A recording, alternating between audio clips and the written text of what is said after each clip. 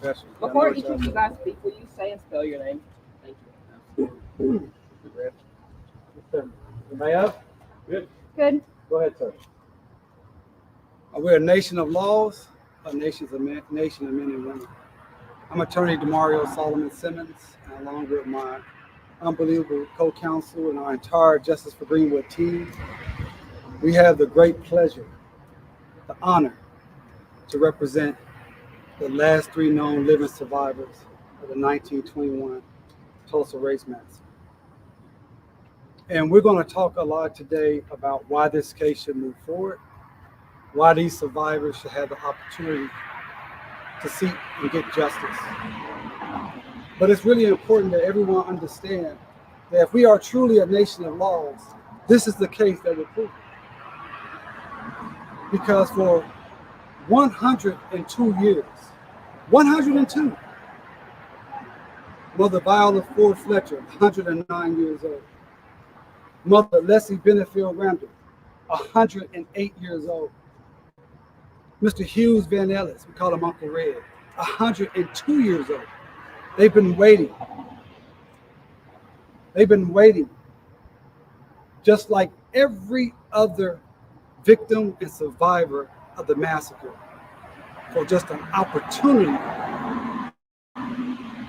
to have their day in court. And as my team will explain, if this truly is a nation of laws and a state that's based upon the law,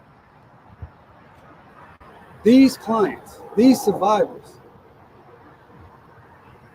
will get the opportunity that no one else who suffered the massacre had the privilege to go in court and have a court of law determine what occurred and what does it take to fix or abate the nuisance that was created when 40 blocks was burnt down to the ground, when over 1,500 homes and businesses were destroyed, never to be rebuilt. This destruction occurred because of crimes, and it made property uninhabitable. It destroyed property. And as my colleagues would explain, that fits directly within the Oklahoma Public Nuisance Statute that has been on the books for over 100+ years.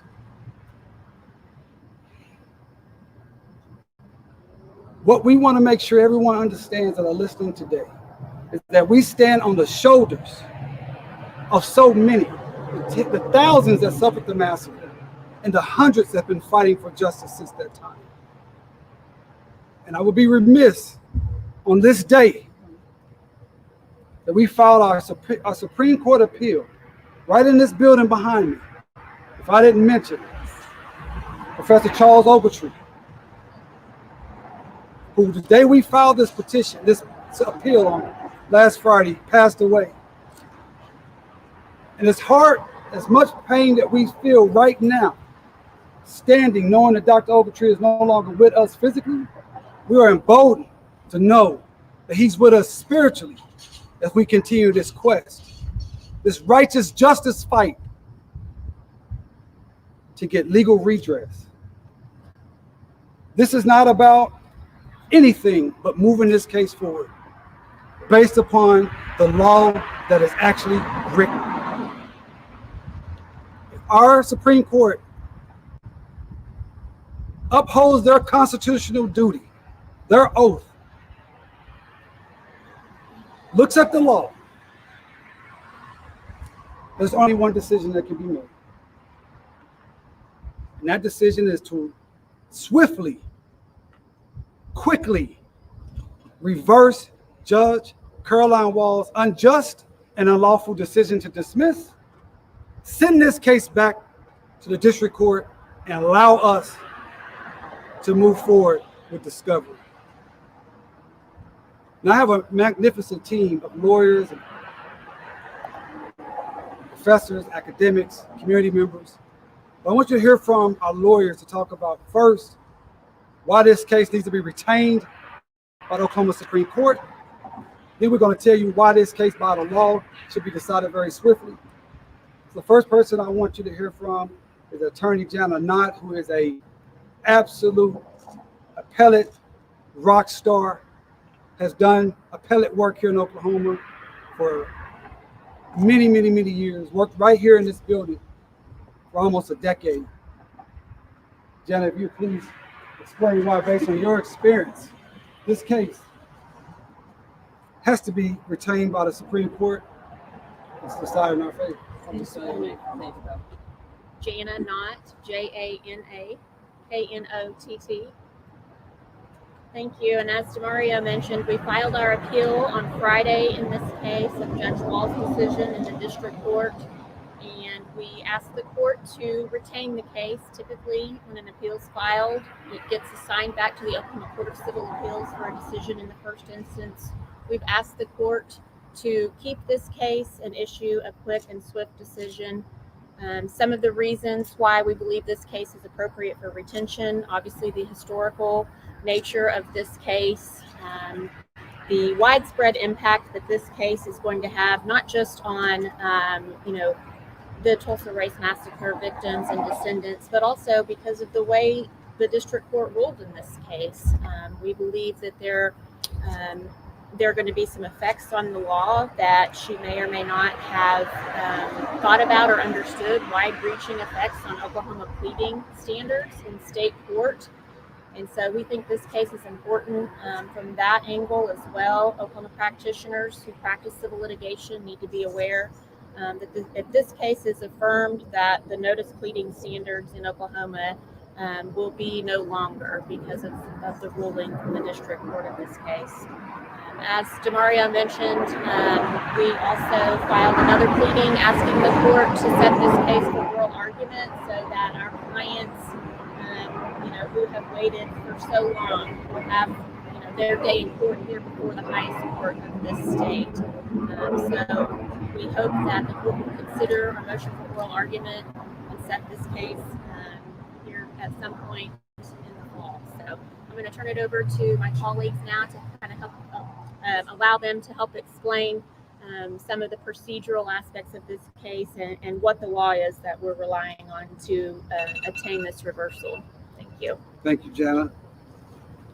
Next, I'm going to ask my longtime co-counsel, Professor Eric Miller, a professor at Loyola Marymount University, and someone who's been fighting on behalf of the Greenwood community and survivors and descendants for over 20 years.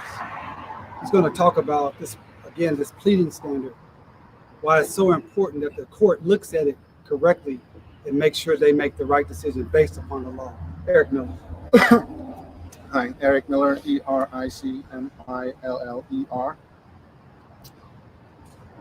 So the big question in this litigation, as it always has been for survivors of the Tulsa Race Massacre, is why does the court hold survivors of the race massacre to a different standard than every other litigant in Oklahoma? In our case, Judge Wall created a whole new law to make it harder for our clients to move forward and achieve justice. In Oklahoma pleading, a lawsuit to get discovery is not supposed to be hard. It's supposed to be easy. But Judge Wall, not once, but twice, created a higher pleading standard requiring us to specify our remedy in a way that no other plaintiff in Oklahoma has been required to do. We are the only plaintiffs in Oklahoma required to state our remedy in advance of engaging in the sort of fact-finding that's usually permitted by Oklahoma law. That's not just unfair, it's literally unprecedented and will impact each and every case filed by plaintiffs in Oklahoma going forward unless the Supreme Court steps in and forces Judge Wall to do the right thing and apply the right standard. Thank you, Eric. Again, it's very clear. Why should our survivors be treated any different than anybody else in Oklahoma? And to make that point even more clear, my colleague Erica Simonson, who is an outstanding litigator, at our law firm based out of New York, Schulte, Walton, Zabel. He's going to talk about how our case fits exactly the parameters spelled out by this Supreme Court behind me in the Johnson & Johnson case. Erica Simonson, ErikaSimonson. My name is Erica Simonson, and I'm a member of the survivors legal team from Schulte, Roth, and Zabel. Schulte has been involved in this case and representing the survivors since the case's inception, and we remain steadfast in our commitment to justice and to upholding the law as we proceed through this appeal. But the district court's decision was not justice, and it does not comply with the law. We are bringing a public nuisance claim, and during the pendency of this case, the Oklahoma Supreme Court made a decision that clearly outlined what is and what isn't a public nuisance. They provided a roadmap for us and showed us that a public nuisance claim is crimes and involves injury to property. And there can simply be no doubt that the massacre fits squarely within the bounds that this Supreme Court decided just 2 years ago. However, Judge Caroline Wall, in her decision, either ignored the Supreme Court's decision in Johnson & Johnson or neglected to address her decision. And it's critical that the Oklahoma Supreme Court take this case because in less than 2 years, district courts are already misinterpreting this decision. It is absolutely crucial that the Supreme Court take this case, that it decides that the massacre is a public nuisance, that it fits squarely within the bounds of Oklahoma law, and overturns Judge Wall's erroneous decision. Thank you. Thank you, Erica. So we win based on public nuisance alone, based upon the law. But we had a second claim. My colleague, Randall Adams, also from Schulte, Walton, Zabel, is going to talk about the unjust enrichment claim. He's going to explain to you how this shouldn't have even been decided about by Judge Wall because we had a decision or an agreement with the other side. So, Randall, if you explain that and why this is even more ridiculous than the public nuisance dismissal. Hi, Randall Adams, RandallAdams. I'm from Schulte, Roth, and Zabel. I'll spell that too. SCHULTEROTHZABEL, LLP. So as DeMario mentioned, that we have two claims in this case. One is the public nuisance claim, and the other is the unjust enrichment claim. And I'll tell you what the unjust enrichment claim is. The City of Tulsa has taken the massacre and created it into an object of cultural tourism and made tens of millions of dollars doing that. And it comes back to the question of who does the massacre belong to? And if it belongs to anyone, it belongs to the plaintiffs in this case, the survivors, the last three survivors of the massacre.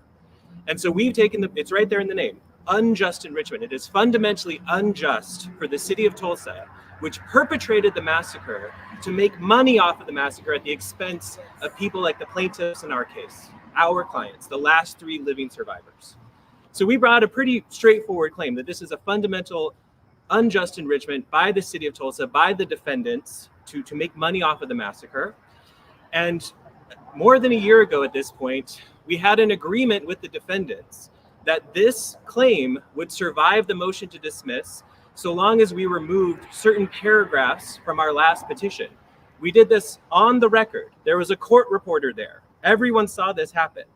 And then when we filed our most recent petition, the defendants acted like this agreement didn't exist, moved to dismiss again, and then Judge Wall dismissed the unjust enrichment claim without even mentioning it, dismissed the entire case, mentioned nuisance in the dismissal, but didn't say anything about what the basis would be to dismiss the unjust enrichment claim when there was an agreement on the record that it would survive a motion to dismiss so long as we removed certain paragraphs, which we did. There's no question that we did that. And just to tie this all back together procedurally, the only thing that we're asking the Supreme Court to do at this point is send the case back to the trial court so that we can have discovery and a trial. We're just asking for the chance to prove these claims. We haven't even gotten there yet. We're being dismissed on the basis that we haven't been able to state a claim when Judge Wall found more than a year ago that we actually did. And we're just asking for our day in court, for our plaintiff's last day in court. Thank you. But we have more lawyers that are on this team. either not here or not going to speak. And just before I have our state representative from North Tulsa, from the Greenwood area, and descendant Regina Goodwin come up, I just want to acknowledge this legal team. I do have my associates, Kimberly Hetman-Kemper, that's here today. I also want to acknowledge Spencer Bryan and Brian Turrell. I want to acknowledge Maynard Henry. I want to acknowledge Beatrice Majid Kojo. I want to acknowledge LaShandra Johnson Peoples and Cordell Cephas. Guys, if I'm missing anybody, please remind me. But we have a very robust team that's been working on this issue tirelessly, because we know as lawyers, we are supposed to be a nation of laws, as I started off this conversation. We also have some community supporters here. We have the Oklahoma ACLU with Tamaya Cox, the executive director. I see my classmate and also Greenwood descendant, Jabbar Shumate with the Oklahoma City Urban League, also a former state senator. But if I ask Representative Regina Goodwin, who represents the Greenwood district right down the street here at Oklahoma Capitol, and is a descendant. So she's speaking both as a representative of the community and as a descendant of someone, family, who suffered the massacre. Thank you, Attorney Solomon. My name is Regina Goodwin. It's Regina, Goodwin, Goodwin, state representative. I'm blessed to represent the Greenwood district. It is unfortunate that we're here today on the steps of the Supreme Court. When you have heard over and over again for years why, one, this legal team is prepared. Attorney Solomon Simmons has brought forth a case that cannot be refuted. And so what happens is we have a judge in Caroline Wall who has put up a wall of injustice. What she has done is ignored fine pleading. She has ignored requirements of Oklahoma law. The standard of pleading has been obliterated if this is allowed to withstand. If this is upheld, right, you talk about the bombings, you talk about the destruction that happened on Greenwood. If Judge Caroline Wall's decision is allowed to be upheld, she has blown up a standard long held here in Oklahoma as it relates to just standard pleadings, just so that Miss Viola Ford Fletcher at 109, Miss Leslie Bennyfield Randall at 108, and Mr. Hughes Van Ellis at 102, after 102 years, that they have their day in court. Why is that not allowed? And I think it has been spelled out over and over again. Why should this legal team be held to a different standard that Oklahoma law does not require? So either somebody needs to have a come to Jesus meeting, or somebody needs to understand, as my grandma said a long time ago, all my trials, we have trials just to get into trial. Come on. That's what has been the history of many Black folks as long as I've been living. And before I was born and long after I'll be gone, for some reason, law is not applied the same to different folks. That's really what's happening here. We got to call it what it is. And I would say, as we talk about Attorney Charles Ogletree, that you knew, that I knew, that many of us knew, God rest his soul, but he had a fight and he had a passion on behalf of not only the survivors, but the descendants. That's right. And as a descendant, I stand here for Carly Marie Goodwin, James Henry Goodwin, my great-grandparents, who did not have their day in court. They were rejected outright in 1922. You can't say the statute of limitations had expired. You cannot say that there is not a public nuisance that exists that needs to be abated. So on behalf of my ancestors and for generations unborn, as much as I think many folks in Tulsa want these survivors to die, quite frankly, understand every time they have an unjust decision, justice has died. And we're asking perhaps for a rebirth here at the Supreme Court, that this be placed in the district court where it belongs. And it should have been handled in Tulsa. We don't need to be here today. And it should have been handled 102 years ago. But as God is our witness, we are going to stand on the side of right. There's generational injustice that has to be met with generational right. And understand, we're not going anywhere. I promise you, we're not going anywhere. As long as there is injustice, there will be folks on the side of right that will be trying to get folks in Oklahoma to do the right thing. Oklahoma is not okay. Thank you. Thank you. We have other descendants here. My dear sister, Dr. Tiffany Crutcher, of the Terrence Crutcher Foundation, who's also a descendant. Her great-grandmother, Rebecca Brown Crutcher, fled from the in the massacre. My wife is here too, who's a descendant, whose grandmother ran for her life down the train tracks towards Sand Springs, along with others, hundreds of others who were fleeing for their life.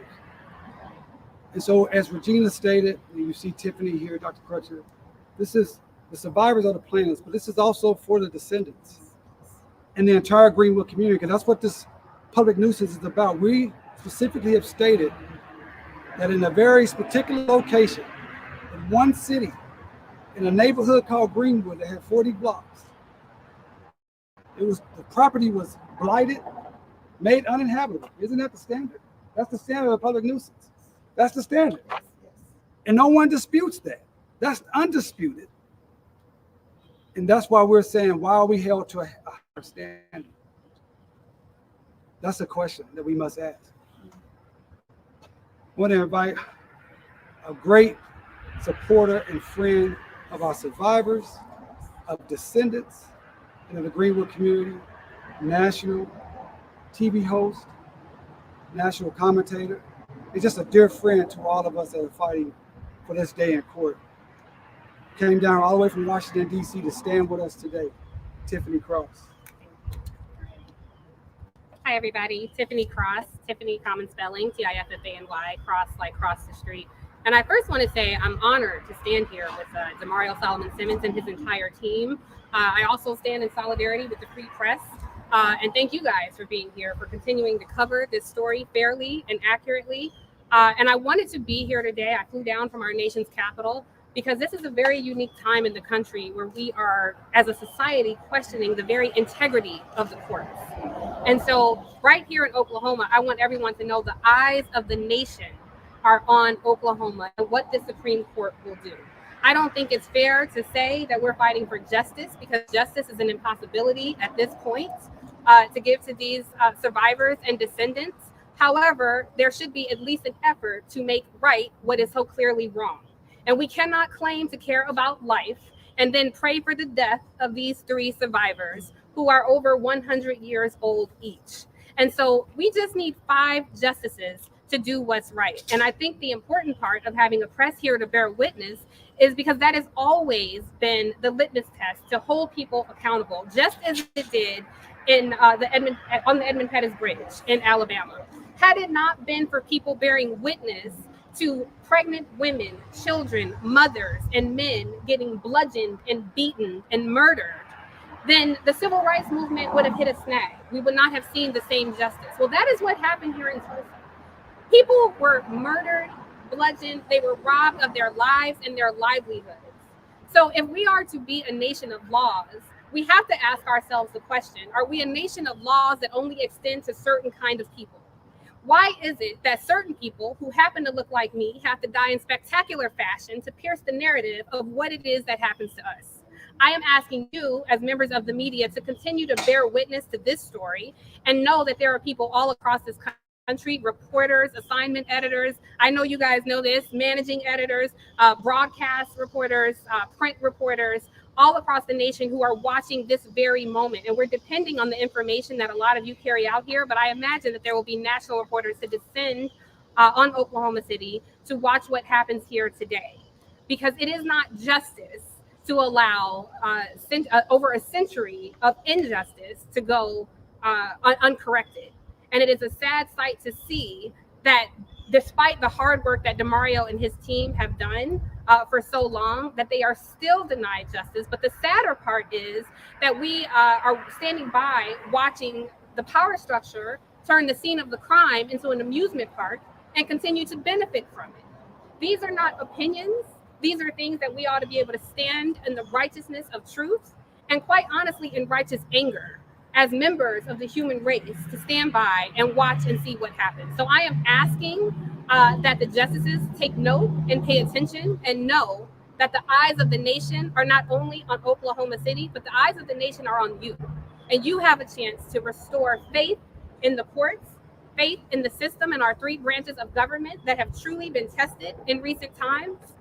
And that is all that people are asking for. And so I hope that the justices do what's right, because I think allowing these 3 people and the descendants and the survivors their day in court is a small thing to do that can cast a wide net of influence across this country. So in closing, please remember the eyes of the nation are upon you to do what's right. Thank you. All right, if we prepare to close this press conference, when I went to law school 22 years ago, we take one of the required cases or courses you have to take is common law, constitutional law. And you learn about all these different Supreme Court cases.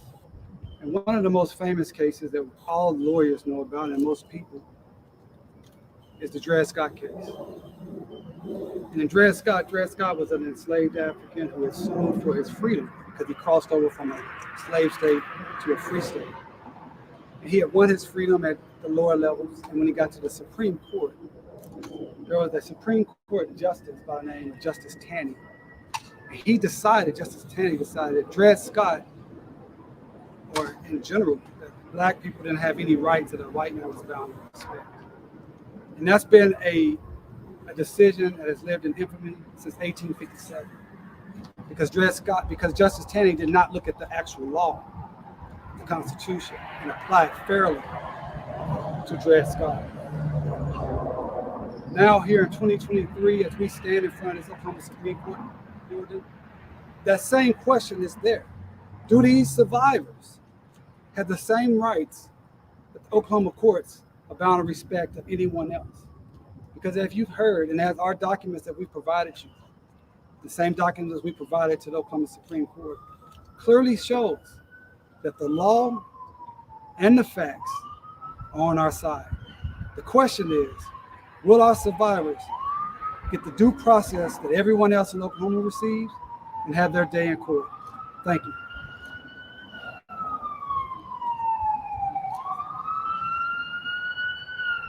We'll take just a few questions. Sorry. So it seems like we've been doing the same dance. Like it's disappointing that this is happening. But what would you say to those people who feel like nothing is actually being done and they're anticipating another disappointment because it just seems like loss after loss and people are getting defeated just like a many feel? Well, I'm an old football player. And I know. And so you get knocked down, you get run over, but you can't worry about that because you got the next play. And the person in front of you doesn't care that you're thinking about the last play. So we have to continue to move forward with what we have. We have the law and we have the facts. We have passion and we have the history on our side. We can't make the Supreme Court do the right thing. We just giving them all the information, the facts, and the law to give them the opportunity to do the right thing. It's up to them, So that's why you see so many people here today. That's why you see the Human Rights Watch with Jerry Johnson here today, coming from Washington, D.C., coming from New York to stand in the sun today. You see people like Jason Lowe, another representative here in Oklahoma City, that's here today because people still believe. Look, we know we need a miracle, but we believe in miracles. Yes. I'm from North Tulsa, Oklahoma. My mom grew up handicapped. I grew up on SSI. I spent more nights in the ER with my asthma growing up than you can imagine. I'm a miracle. Miracles happen every day, and a miracle's going to happen here. Any statements on behalf of the survivors to share? I know Uncle Red has something. Yeah.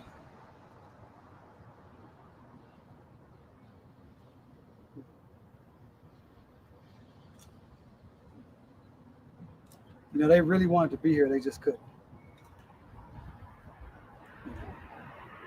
And Tiffany knows it because she was there when I first sat down with Mother Randall over 3.5 years ago to see if she wanted to even go through this fight again. I explained to her, I can't guarantee you anything. But I just want to make sure that, are you up to going through this? And she said, if I'm living, I'm up to fighting for justice. It's the same thing that every survivor I've ever dealt with, and I've represented over 100 of them. If I'm living, I'm gonna fight for justice. So they absolutely know what's going on. They know that we're here. They're probably watching right now. And so they've lived a long time. They've seen a lot. 2 world wars, 2 pandemics, Jim Crow, black codes, sharecropping. You're talking about a miracle. They're miracles. We believe. I know that you guys have hopefully a timeline of this fall, but is there a timeline as to when the Supreme Court has to respond? Well, our hope is that the Supreme Court would decide immediately to retain this case right now. And Jana, she's worked so long with the Supreme Court, she knows the timeline and she knows that's typically where they are. We're asking for them to retain this case now and make a decision as soon as possible. Because I'm sure the fear is, just like what we saw in Tulsa, they just keep delaying it every single year. I mean, this has gone on too long already. That's right. Well, we're asking the Supreme Court to do the right thing, and the right thing is to retain this case immediately. They already have all the facts. Judge Wall clearly violated the law.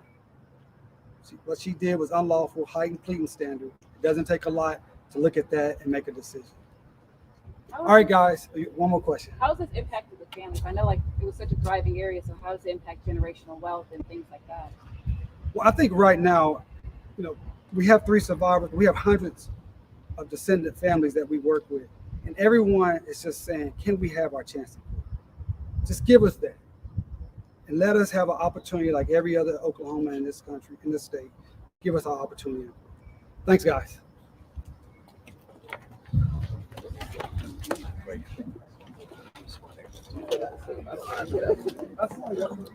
Great job. Thanks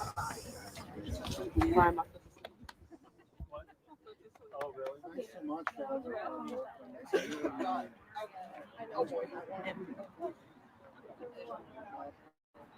I know what you've done.